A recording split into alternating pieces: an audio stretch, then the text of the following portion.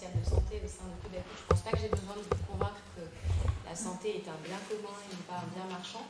Et j'aimerais aussi parler de la santé, pas seulement sous l'angle de l'accès aux soins. Bien sûr, on a des problèmes encore d'accès aux soins, d'inégalité d'accès aux soins, de renoncement aux soins de la part des chômeurs, par exemple. Il y a plein de choses qui permettent de documenter tous ces problèmes. Mais je pense qu'il faut vraiment penser la santé plus largement en lien avec toutes les luttes dont on a déjà parlé, les questions de logement, les questions d'emploi, les questions de travail, de contenu concret du travail, les questions d'articulation avec la vie personnelle.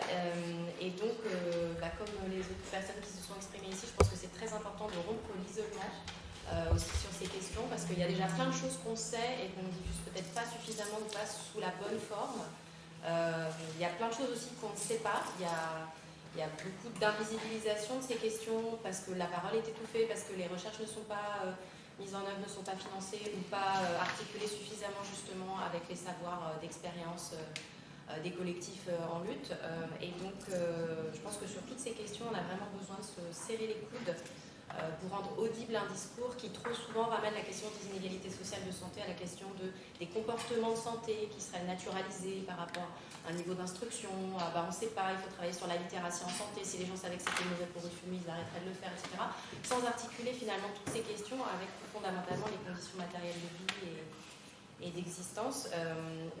Voilà, moi je trouve ça insupportable de voir inscrire dans les priorités gouvernementales successives la lutte contre les inégalités sociales de santé, mais toujours ramener ça à la prévention du tabagisme, à la prévention de la consommation d'alcool, d'autres drogues, à des comportements sexuels normés qui seraient sains et bons pour la santé. Il y a bien d'autres choses qui déterminent le gradient social de santé qui est toujours très fort en France. On a encore 13 ans d'écart de mortalité entre les plus hauts et les plus bas revenus chez les hommes et 8 ans chez les femmes. Je ne vais pas vous assommer de chiffres, mais on en a plein. Il n'y a pas que l'espérance de vie, il y a aussi l'espérance de vie en bonne santé.